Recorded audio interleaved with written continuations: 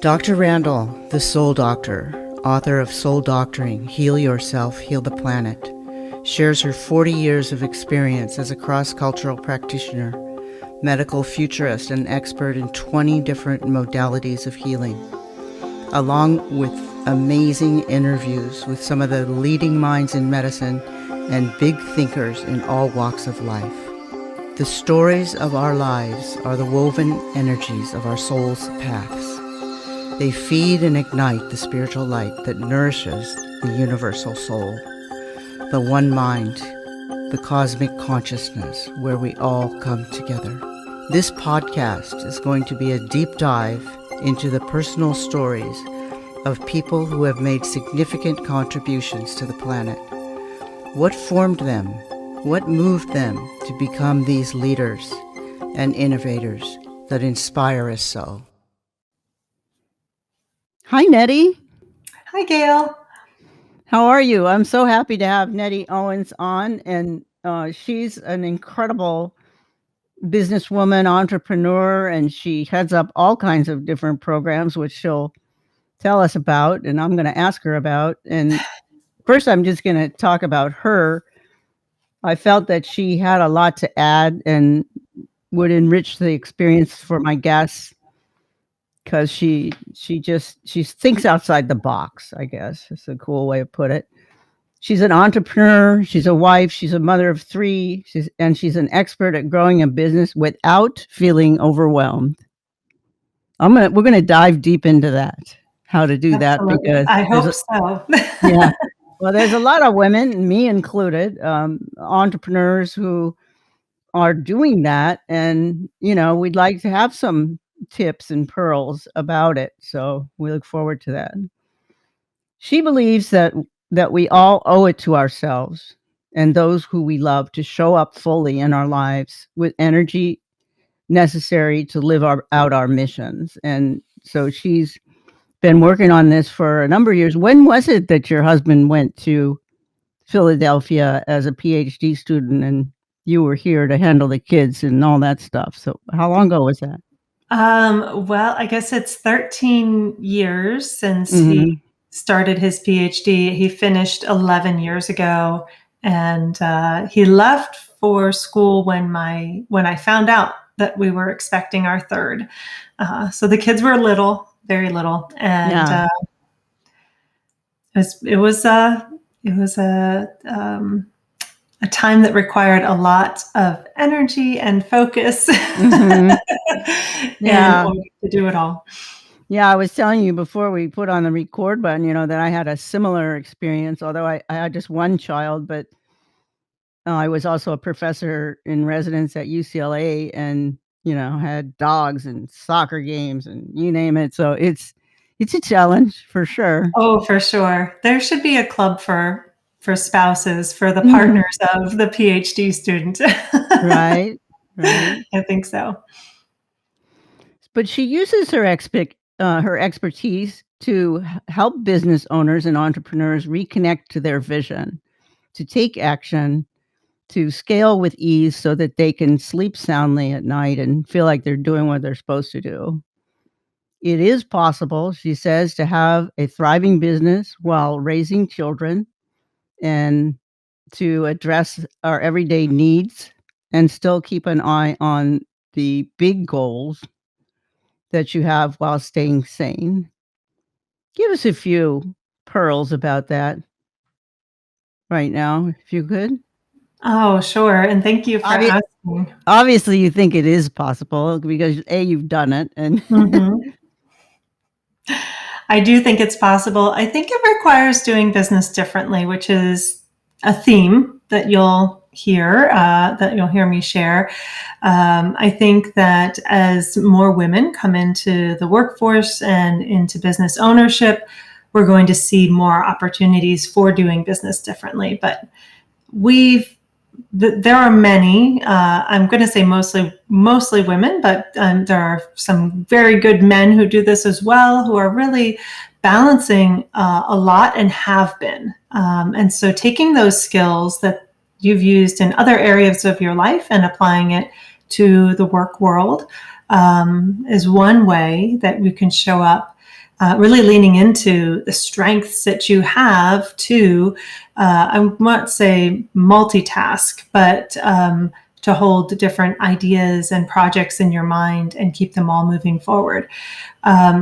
So some tips that I would say to begin with are, and you've heard this before, I am not saying anything new. It's not rocket science, but the more we lean into caring for ourselves, the more bandwidth we have in order to move those big goals forward. And this is for everyone, right? As much as we can take care of our bodies and our minds, then we can work from that space in order to do the big stuff. Yeah, I agree with you. I just wrote a book and it's on Amazon right now. It's called Soul Doctoring, Heal Yourself, Heal the Planet. So the middle third of the book is all about self-healing, because that's not only important for our survival and us functioning in our everyday lives or our business lives, but also if we're going to be putting attention on this planetary crisis that we have going on and the health crisis, we need to be sound and healthy ourselves. And it does change our perspective and give us the ability to do that. So you might want to check that out as well. Absolutely. That's right up my alley. Yeah, well, you can get your copy now on Amazon.com. Yeah, we're doing really well. I'm actually surprised how many books went out in the first less than a month, like over 2,500 already. So that's amazing. And I have a book coming out in a month, so those numbers sound really phenomenal. Knowing what I know about getting a book out. What's the name of your book, honey? It's What Businesses Need to Know, and the subtitle is How to Flourish in Uncertainty. Great. Good name. Well, Nettie knows because she ran a successful professional organizing business while homeschooling 3 children. Oh my God. While her husband was away doing his PhD. That even homeschooling one child, that's a incredible, monumental task. And as other parent entrepreneurs ask me, how did you do that with such ease? She realized it was time to change to change up the process overall and share it with other people. So that's what she's been doing. And I guess her book title reflects that. So thanks, Nettie. She says it's a process that requires accountability and a system to address both urgent, like everyday stuff that comes up. I know I'm constantly putting out fires, and because I also run a full practice, I'm a doctor. And the important big stuff continues to get put off. That's where she comes in to use her expertise to help parent business owners and entrepreneurs reconnect to their vision and take action and scale with ease so they can sleep soundly at night, as she said before. Yeah, I don't have any problem connecting with my vision, but, time is something. How do you deal with that? So there's always going to be the next fire to put out. That's a fact. But if your vision is important and big enough, then it's also important to take steps every day. I think sometimes we forget how easy it can be to take a step forward on the things that aren't urgent, but are going to be the most impactful and meaningful. So what I encourage the people that I work with to do is to take a moment every day to connect to your vision. And that's really seeing it, like seeing yourself completing the thing, and feeling how it's going to feel once it's completed. The science says that our brains don't really care if we've actually done the thing or if we think we've done the thing. They believe that task has been accomplished. So that first step is really just seeing it as done. But the next step is then to look at the reality around you, to notice where you are in that process of accomplishing the goal that you have set, and then to select something very small, whether that's even just changing your persona. Like, if I want to reach this goal, then I need to show up in this particular way. So I need to have this identity.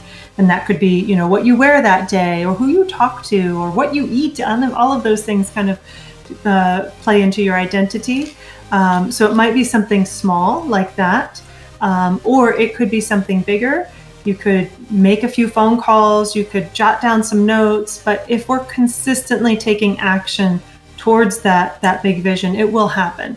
I liken it to, how the Grand Canyon was made, right? It was just drips of water consistently over time to make this amazing, almost otherworldly looking landmark that we can visit, and it was that consistency over time. It wasn't that it just broke into the chasm in one fell swoop. And so if we remember that the best way for us to do the big stuff is by taking very small incremental steps, then it's enough and sufficient to work for 15 minutes a day on something.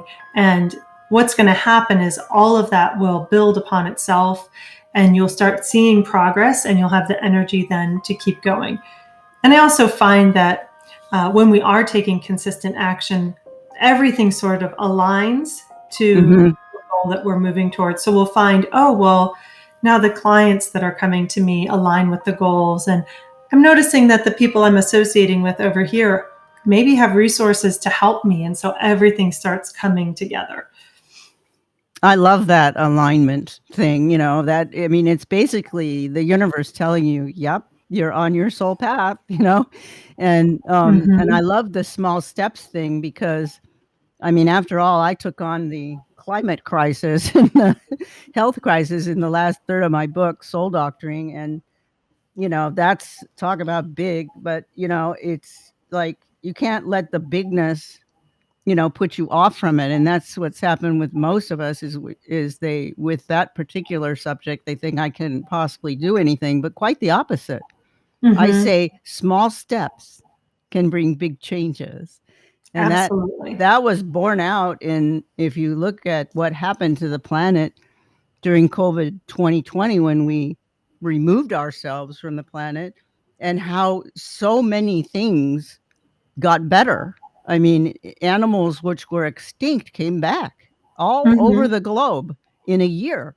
Things happened that wouldn't even scientifically supposed to happen or could be predicted to happen. And it's through this small steps idea. And the problem is most people think the steps are too big to deal with. But in fact, if you do these small things, you can feel good about the fact that you're doing something to help the planet. And if enough people get into that small steps, we do help the planet, and that's For sure. the self-healing part. And then the other part, you mentioned the small steps. So thank you for that. And of course it applies to business and everything. I noticed on LinkedIn, you are talking about something that was very interesting to me, because I'm also a businesswoman and an entrepreneur, and I need help there too from you guys, and that you have a CEO network program. And I do. Can you tell us about that? I would love to. So it's the Momentum CEO Network, part of the suite of programs that I offer are Momentum programs, to really build on that concept of continuing the energy, right? To gather speed and energy as we go along. So Momentum CEO Network. And what I do is I seek to gather people together who are moving towards big goals and want to talk to other business leaders and do it in a way that where we have meaningful conversation. So many times, if you've been to a networking event, you know what it's like. You're there to exchange a few business cards, and you may or may not ever follow up with those folks, and you don't really know them in a way that would encourage you or lead you to take that to a deeper conversation. So we remove part of that barrier by inviting a diverse group of thinkers together, but all with this concept of doing big things. And And we throw out a conversation starter, and everyone takes a chance to contribute to the conversation. And then before we close out, they also have a chance to ask for support from this group. And the way that we are able to do that is we keep them very small. So they're typically no more than 15 to 20 people in the room. And so you really can get a chance to hear from and get to know people. And we've had people come in from all over the globe, which is very exciting for me, and an interesting, and as I said, diverse group along all kinds of lines. Any kind of difference that you can imagine, right? We bring folks together, and I like that this group looks different than many of the networking rooms most of us have walked into with our businesses. I love that idea. I'm big into plants and regenerative gardening and farming. And, one rule that we all know in that area is the more diverse the plants are, the better they like it. So if you plant these, they're called milpa gardens, which was done back by the ancients in the Huatil area. They would just take a whole bunch of seeds and just let them go, and let them grow wherever they wanted to. And they're all crowded together. Turns out plants love friends. Nice. And the more diverse they are, the healthier the crops. Isn't that interesting? And I think the same is true for people. Because, we're trying to get people together, and people are ornery, they go, no, that person's a different color, or that person's a different, and, actually it doesn't matter what color we are or what religion we are or anything. We're just all human beings. And if we can all get together and honor each other's diversity, we get unity through diversity. And that's what you're telling me is happening in your groups. And how do I get invited? Well, reach out to me. I'm happy to. I'm reaching. I'm happy to. So you are on the list for sure. All right. And for others, it's on our website. If you go to saparigroup.com, then you can find. I believe it's right on the front page to reach out for an invitation. We do vet everyone that comes in. You're vetted. Like, I don't. That's a given. But for those who I'm not familiar with yet, or our group isn't familiar with yet, we want to make sure we maintain the integrity of the group. Sure. So spell that. Spell that for my people. Sure. So they can find you. Sapari is SAPPARI group.com. Beautiful. And I assume that's your last name, right? Or it's not. Oh, actually. What is it? Oh, no, of course not. You're Owens. Are you well, Owens, it could be my maiden name. Are you Owens or Owen? It's Owens with an S. And what is Sapari? So when I first started my organizing company, which was the first business that I ran and operated, I was looking for a name that reflected what we did. I had an interest in. That's right. It has an interesting meaning, doesn't it? So I had an interest in Japanese culture and had studied the language in high school and college and some of the literature.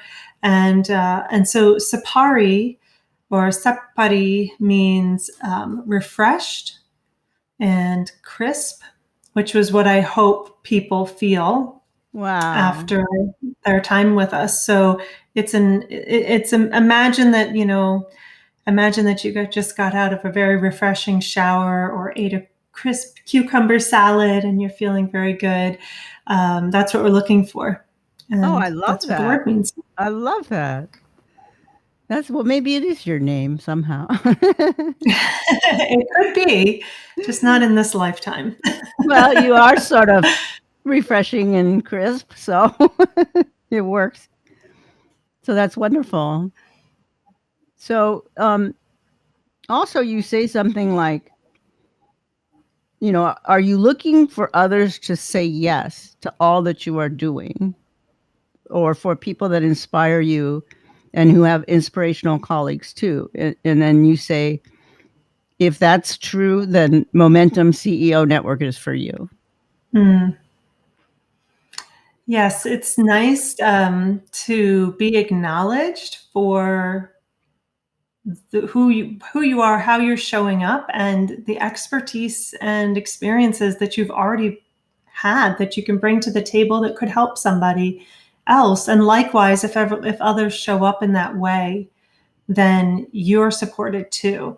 Brene Brown talks about in her book Dare to Lead silos and how detrimental silos can be. You talked about it from the gardening perspective, but she was speaking from a corporate organization perspective, and I see it in the world of entrepreneurship and business, where we only talk to other business consultants, we only talk to other doctors, we only talk to other realtors, and so we don't hear an idea that could really amplify the work we're doing because of somebody else's different background or different religion or different physical capabilities or different business experience, number of years in business.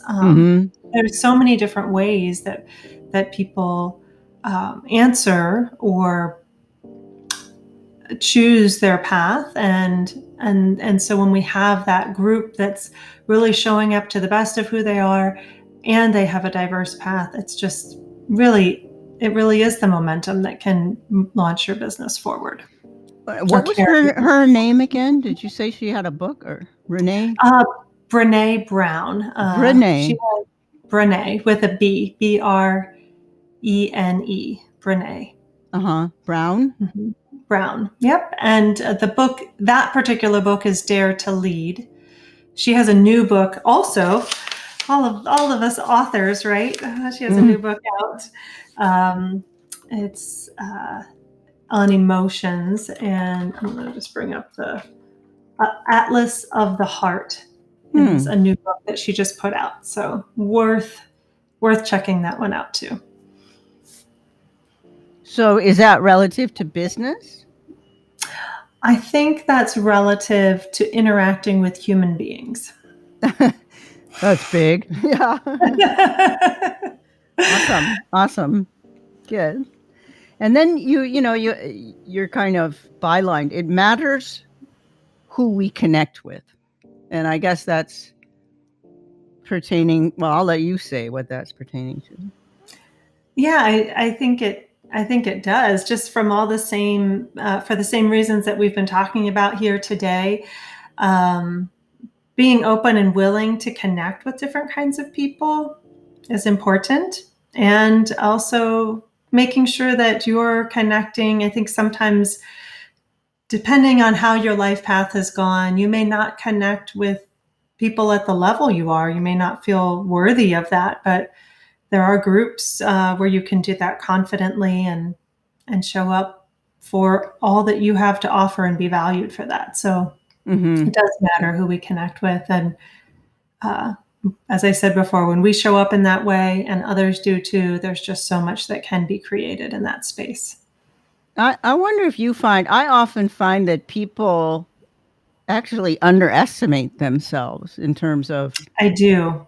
That's why I said, we might not deem ourselves worthy to be in that room. I've had people say, well, I don't know that I call myself a CEO, but they own and run and manage a very successful company. But they don't relate to that word. And so, whatever word works for you, founder, business owner. Yeah. I as a matter of fact, I'm dealing with another woman author. I actually have a thing with her today after you, and she's honoring me because of my book, which is really great. She's like a master yogi, and she is an expert meditation leader, and she ran women's groups very successfully all the way through COVID, and basically made the difference for them. They said, people would say, you made my life livable. Thank you so much. And she was like, well, I don't know if I'd be called a master meditator. I said, well, I think so. You lead hundreds of women, on a weekly basis, right? Through meditations that basically change their lives. That's Mhm. expert to me. It So, sounds like it, but really yeah. claiming that, Yeah. because it's not just for you that you claim that, right? When she claims that, then she shines her light brighter that others can find the hope, the solution, the remedy that she's offering. And while Yeah, she well, diminishes I it, think they do see her that way. I mean, clearly, because she's got the following, so, right? But it's yeah. helpful for her to see herself that way too. Yeah, well, I think she does now, but it was surprising to me, Mhm. I think Anyway, that's really common in leaders, well, and really great she leaders. also teaches at big organizations like health spas and things, and all around the world, people invite her all the time. Mhm. Anyway, she's Would an she call that imposter syndrome, or would you? No, no, because I think she claims her yogi part, but Mhm. yeah. Maybe That's she fair. yeah, maybe her she worked with Walt Baptiste, who is like, phenomenal yogi, and maybe she feels, well, I'm not Walt Mm, Baptiste or something. But yeah. whatever. I mean, it's just like, I claim, like you were talking before, it's like I walk my talk. And I've Mhm. always walked my talk, and my talk and my knowledge and my what I know about my passion has grown and grown and grown, and now I'm more of what I am than what I was before, but it doesn't mean I wasn't before. Mhm. I was still walking my talk, and that was allowing me to stay to my soul path, where ultimately here I am, because I first received the vision about writing this book to share the wisdom of healing the planet in a Sundance ceremony. Now, Mm. when I first got that vision, I'm like, okay, I mean, I accepted it, the challenge, but I really had to live some life and get some guidance from my teachers and, my American Indian teachers and my Sundance chief and my other teachers, and live some life first. I subsequently mastered like 20 different modalities in addition to my Western medicine 5 board certifications. It's like, well, Mhm. how much is enough? But I can't resist the urge to want to learn more, no matter what. That's why I want to come learn from you now. I'm with you on that. I'm so curious about how things work, about people, about everything, and I think I value curiosity, Hmm. and it sounds like you do as well. Yeah, and I loved what you said about one of the ways to walk your talk is keep a little bit of that with you on a daily basis in terms of your Mhm. vision. And, for me, how I teach other people is to take that idea of regeneration, to take that Mhm. idea of Mother Earth, and when your eyes open in the morning, make it part of your meditation that, Mm. put her in your heart so that everything you choose, whether it be your breakfast or how you're going to drive to work or how you're going to shop that day or whatever you do, say, is this good for me, is this good for the planet? I love that. That's so Yeah, beautiful. that's regeneration right there, Mhm. um so it's kind of like what you said about your vision, and it's a way to transmit it to other people. Mhm. So share us some Nettie pearls. Mm.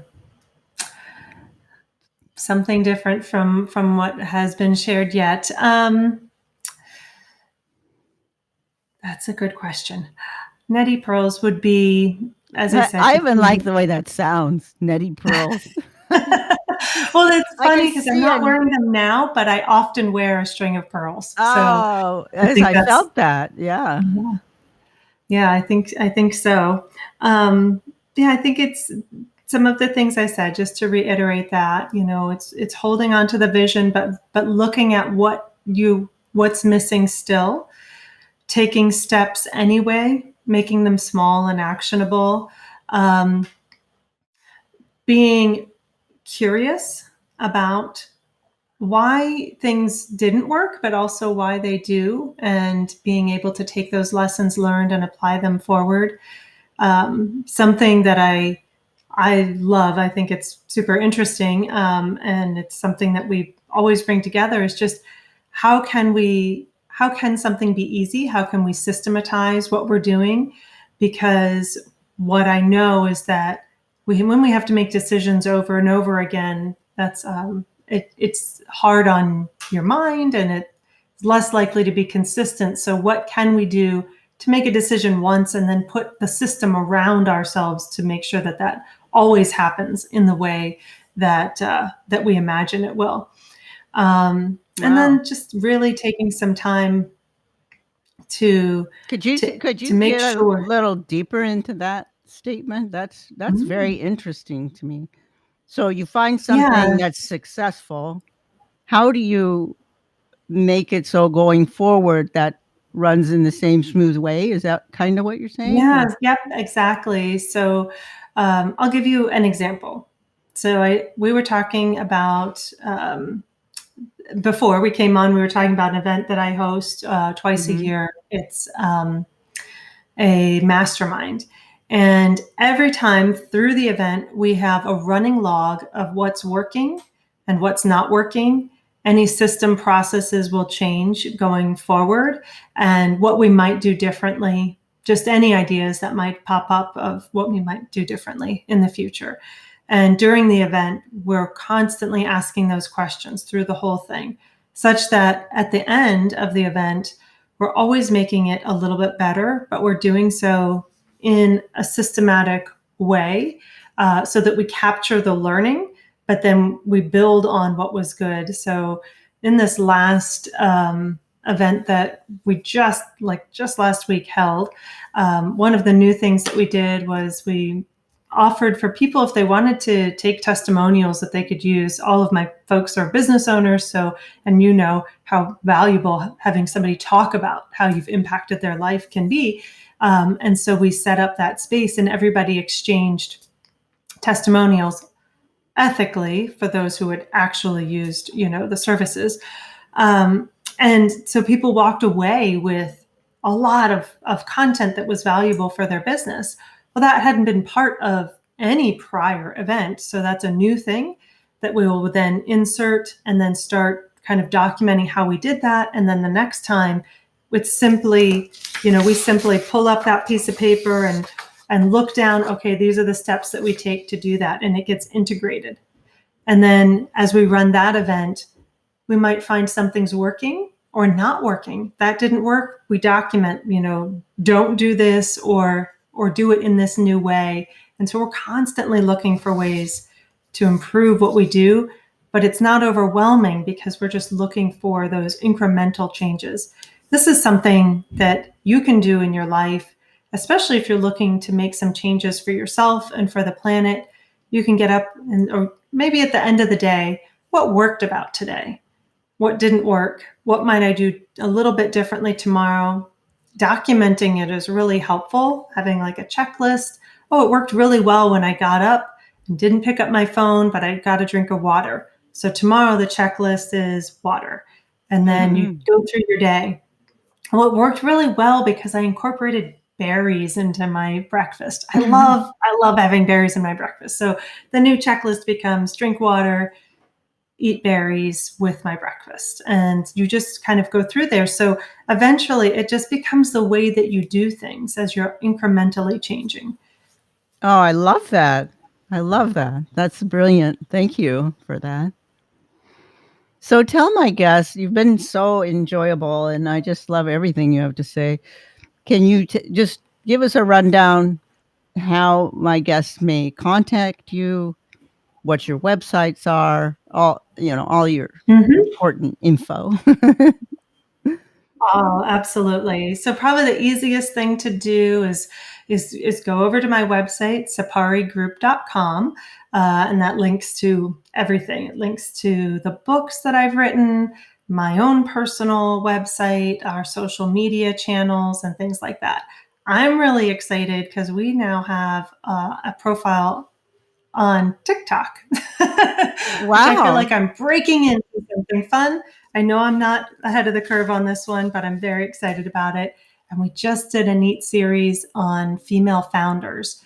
Really interesting. So you can go check that out. We also regularly post there about the insights that come out of those networking meetings. So you can kind of get a peek into what's happening there and some of the lessons learned. Nice.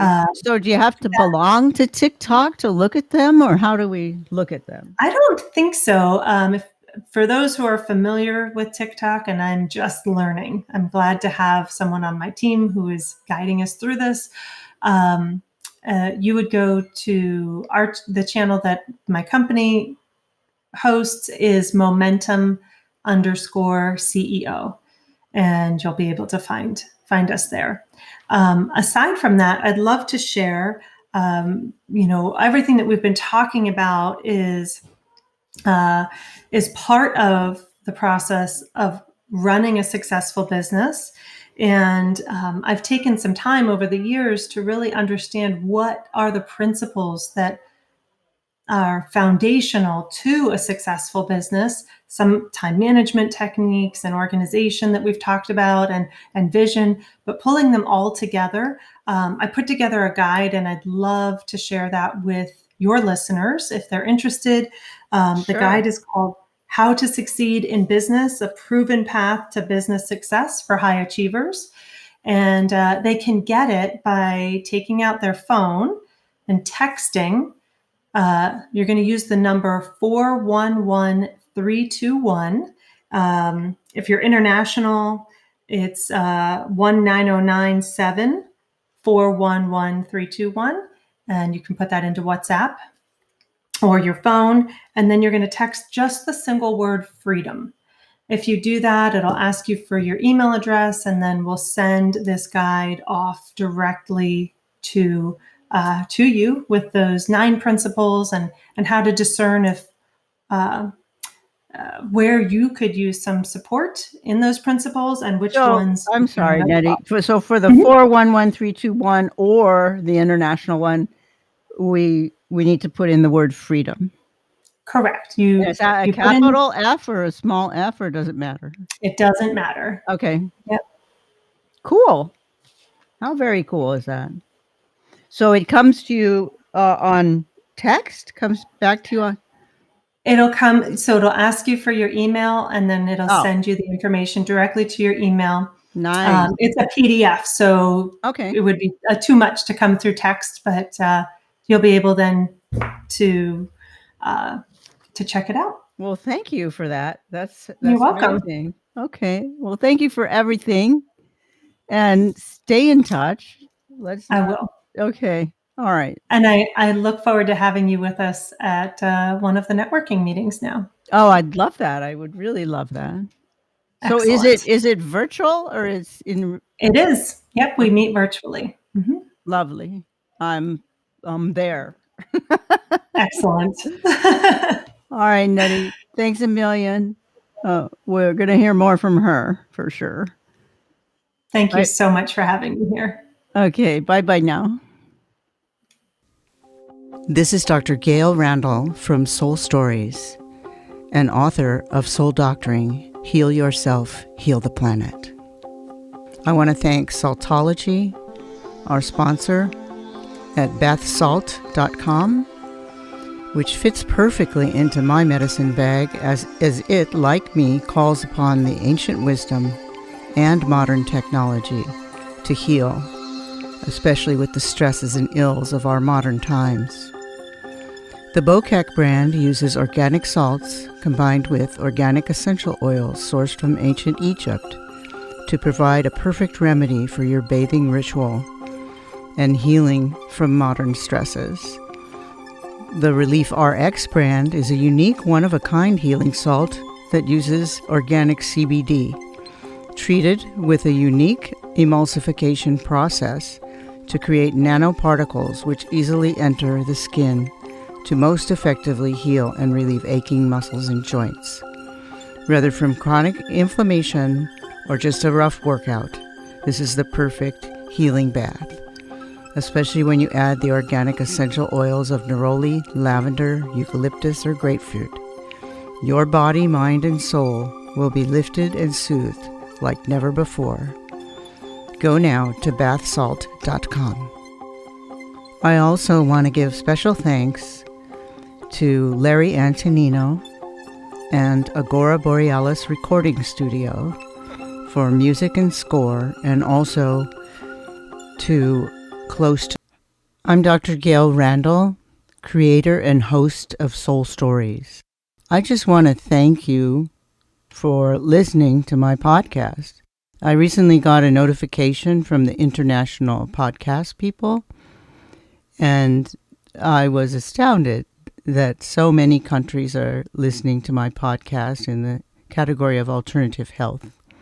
So thank you, and please continue to listen.